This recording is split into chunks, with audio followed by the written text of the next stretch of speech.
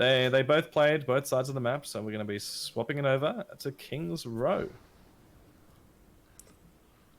King's Row. What do you know about this map?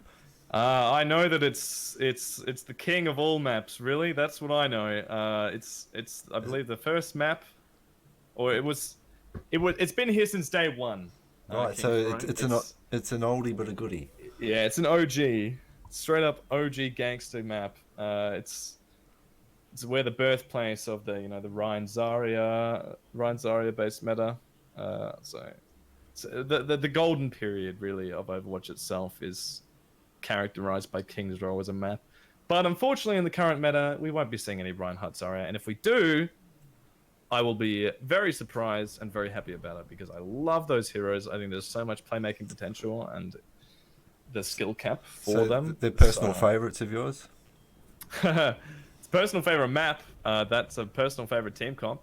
And if either of these two teams run that, they will be my personal favorite team. So, yes. Sweet. But I doubt it. I personally do like the heroes that do more hand-to-hand combat over the just shooting meta. Yes. It is good when you have a good balance. And it definitely depends on the map and the mode. Select your hero. What runs best? Well, my expectation, the classic expectation with current meta is just going to be your Orisa, your Sigma, your Reaper, your Doomfist with a Moira and a Lucio. But we'll see what variation these two teams have. I expect to see from Murdoch that exact team comp, but you replace either the Doomfist or the Reaper with a Symmetra because that's all line plays. Also might play some May as well, but I doubt it unless they have a Bastion team comp for the side of Ascend. They probably won't be running that.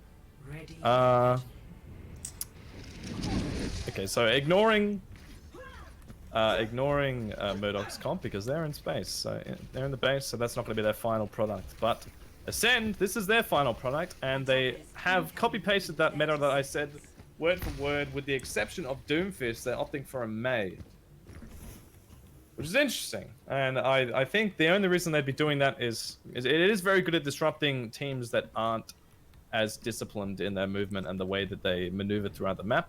So perhaps that's what they've identified here. They've identified that Murdoch aren't as disciplined as they perhaps expected them to be, and they're using this May to try and disrupt that.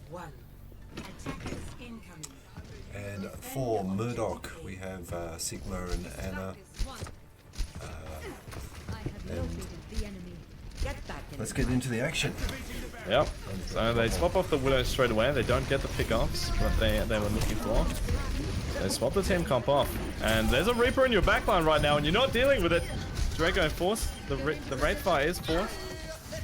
But, Vengefire doing well to get out of there. And just what it's going to be safe. And he's getting picks at the same time. So, we just talked about Murdoch not perhaps being as disciplined with their movement and their focus as they need to be in these fights. Turning into a wild brawl. Yeah. And I think seeing, especially with team comps like these, seeing brawls like that are very bish bosh scattered, yeah.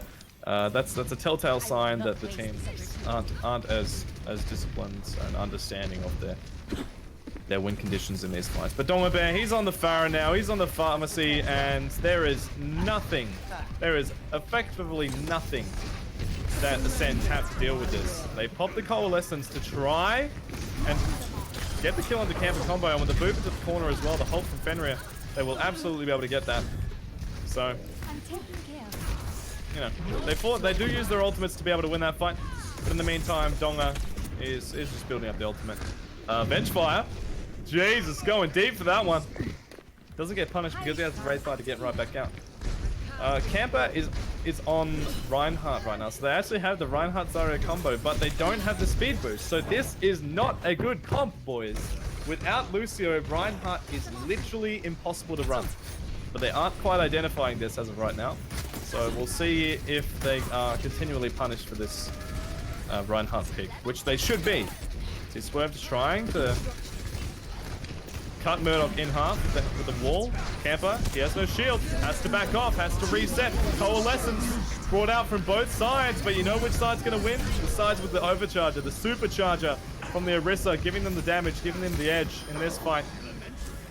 And Murdoch, they need to adjust this team comp. I'm absolutely telling you, this Reinhardt pick isn't going to work. It is not going to work. And not only is it not going to work, it's not going to work when you are losing out in terms of your ultimate economy right now. Swerved, the Mei has its ult. Well said. You need really good cover or someone to protect you if you're Reinhardt, so you can get right in there in the fight. And yeah, they haven't got the right configuration yet. No, without the Lucio, there's no way for this Reinhardt to close the gap to get in there without his shield dying in like the 3 seconds that it really requires. There you go, so the Mei throwing out the ultimate, and that's going to be one dead Fanta Santa. The Zarya is down, and as if this comp wasn't weak enough, without your Zarya on a Reinhardt, it's literally a useless hero in the current meta. Yeah, and the hero lineup for Ascend is such a solid one.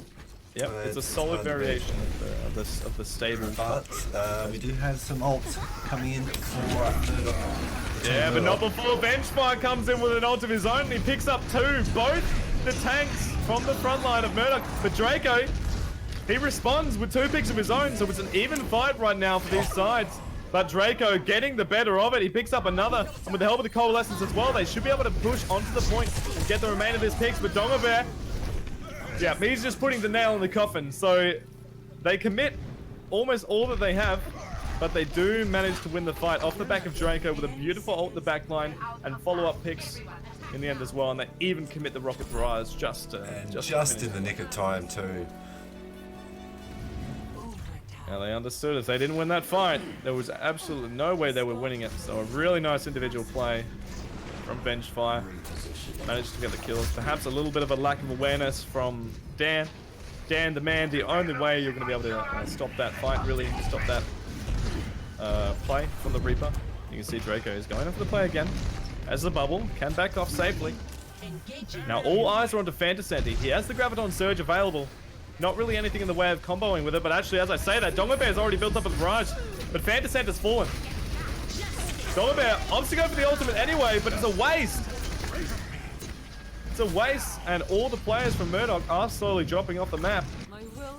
So Donga gets one, but I don't know why he didn't just save that for the grab that he knew he had coming up in this next fight. As soon as your Zarya dies there, you pretty much just have to back off. But instead, Donga opts for the Superman play, and Ascend, they just play it perfectly. When there's a Pharah right in your face, you know exactly what she wants to do. She wants to get the barrage, and they play around it, and they avoid the damage. Extremely well said there.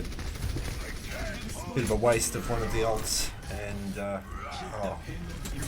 can they do anything? I don't know. To come back. I don't know, especially because look at Swerve now. They're caught up in this choke point, so Mei just throws the ultimate down onto the front line, and boom, both your tank players gone, deleted. And she can just pretty much repeat that exact same thing. Because of where the card's positioned right now, they are stuck in these narrow choke points. They have 2 options of like getting through, unless they opt to go for the high ground, which might honestly be a good idea. It will get them behind the players of Ascend, but we'll see what they opt to do. They're just trying to bang their heads into a wall face first. And they go this frontline push again, and there you go, the lift up, the Symphony with help of Benchfire. And they open up the fight with another 2 picks, and Dan moving in with the shield. They're trying to get the staggers, and they do. Dongabear falling late into that fight as well. Only 20 seconds. They still have the Graviton Surge on Fanta. If they just held the Rocket Barrage earlier, they would have a surefire way of destroying any players caught in the grab. And now you go, look, it's trying to punish the players for overextending here, and they managed to pick up Dan. It's a one-man ultimate, but there you go, a really nice Earth Shatter from Camper combo, and Draco and Donga, they are busting all their ultimates. So really poor ultimate usage from Murdoch, but it's on overtime. They win the fight, so. And again, they just sneak in there, just at the end. Now, when you have every single one of your ults and you use every single one of your ults, if you don't lose the fight, there is something seriously wrong. And Ascend, obviously overextending there in that fight as well. So they did pay the price. If they played a little bit more disciplined, I imagine they probably could have won that fight. But now, halting the cart's progress right now. It is in overtime, and they know this. It's holding the front line. Vengefire building up towards that ultimate, causing a lot of disruption in this front line. The Wraithfire is forced. Genji dashing through, trying to build up an ult of his own. There you go. There you go. Supercharger with the May ult on top. Overtime, they need to be careful. They need to stay on this point, which means they get hit by the May ult. This is close. Vetrix slices through them with the Coalescence. So they basically, they just, because Murdoch used every single one of their ultimates, the old economy advantage was in the way of Ascend, and all they needed was to build up the Blizzard. Really, you throw Blizzard onto point, and if it's an overtime, you either get off the point and force overtime to tick down, and you lose the match, or you stay on the point, you cop the frozen solid nature of forcing yourself into a Blizzard, and you lose the point. So, you know, kind of a lose-lose situation for Murdoch as a result of how they dealt with their ultimate economy in that last fight. But, you know, overtime push, it's the nerves get the best of you sometimes. Extremely well said, but they almost had no choice. The time was running out, and even to get there, using all their ults, they did extremely well. Of course, that great hero lineup by Ascend, it just made it very, very tough for them. So let's hope for a better balanced game or matchup this time. Yeah, there is a change up in the team compositions. It seems a bit On more this side. tanky. Oh, Oh, yeah, game's just been reset because otherwise the game would end before being able to reach the end of the point. The third section of King's Row, the map that we haven't, the part of the map that we haven't even touched yet. So that's what you do in scrims, so you can play out the entire map, practice every inch of the map. That's just how it is. But if this was an official, as long as Ascend reach that last phase of the map, they will have technically won this match. But we'll see. So we got a sneak peek at the team comps earlier. Ascend they're pretty much mirroring what Murdoch tried to run on this first point, with the exception of not having a Reinhardt and Zarya, which will almost certainly lead to them getting a bit more success out of their team comp. Because this double shield meta it's double shields, it's such a damage sponge that it's necessary. And if you're playing against a team comp that doesn't have the same damage sponge, you know, there's just such a disparity between the damage outputs of both teams. And Ascend is just setting up defense now on the point. Oh, sorry, we've because of the map reset, the colors have swapped. So blue is now Murdoch Esports on the defense, yes. and red is going to be Ascend now. So that's just happened sometimes when we swap the lobbies. You see Draco on the Reaper trying to open things up, get some opening picks perhaps. Dan actually gets hooked, but he has the kinetic grasp. We're going to absorb all the damage being thrown out onto him. Draco oversteps and falls to the hands of Vengefire. And they should just be backing up and resetting as a result of that pick. You see Dongai is looking to go in himself, but he's committed all his mobility! He used all his mobility options to go into the fray, and that's not how you need to be playing Doomfist. If you have no mobility to get out of a fight, you are dead. You are dead 100% of the time if there's any focus on the opposing team. You can see now, they've lost a lot of the disruption by not having the Doomfist, and the Pharah can just fire pot shots from above for free. Draco did manage to pick up the Moira. There's an amp matrix from James in the back line, going to help his team sustain themselves on the point. The immortality field has been taken down. A nice hook into Vengefire, but Vengefire, with the help of his Mercy, just keeping him alive, plus the passive. He can sustain himself very easily on this point. He gets hooked again. Oh no, he doesn't. He does slightly disjoints it. But the damage is definitely in the favor of the offensive side right now. Ascend pushing forward with the help of the Coalescence, and they will be able to take out this first point. Vengefire was just and a force to be Ascend ready. again in a powerful position. They've got four ults now, and almost ready for a fifth with the Sigma. Yeah, absolutely. Dom has swapped off the Doomfist here, and is what? Doma? What just happened? We just witnessed a Junkrat killing a Pharah by concussing mining himself into the sky. Swerve does just get res though, and he's actually looking for the ultimate, you can tell. Oh no, a really nice hold. He pulls the Mercy and the Pharaoh back down to earth. And they get the picks. They should just be pushing forward here. And They need Murdoch to keep them in this choke point. doing with great this hook. work here. Sorry. I stopped your flow. A very nice hold. Very nice hold combo from Camper. And Camper, and now they're stuck in the choke. See, they're trying to come through this choke now. Oh, and the Camper, Send they- has 5 ults now. Yeah. They're And holding look at on to it. Swerve. He's looking for the barrage. Oh, the hook! Oh, Swerve Swerve! gets hooked out of the side and bench fire with a fat finger. Now, look at the damage from, geez, every ult under the sun for Murdoch. They have the damage boost. They have the amp matrix. They have the coalescence going as well, but they're still getting pushed back despite all these ults. Fanta getting another pick with another hook. There you go, Gravitic Flux onto the main tank players. So the front line needs to be careful here. Camper split up from the rest of his team. A nice immortality field, plus the hook onto Dan. Dan needs to be careful. He's trying to back off. For the damage from above, Swerve is doing so much work in this fight from the heavens. And they managed to get the pick onto Dan. So now they will have the shield advantage. Oh no, respect. He actually gets the res off. Oh, this sucked. So they actually pull bench fire back. So that ult not as effective as he wanted it to be, but they are getting the picks regardless. So if you are Murdoch right now, you need to be backing off.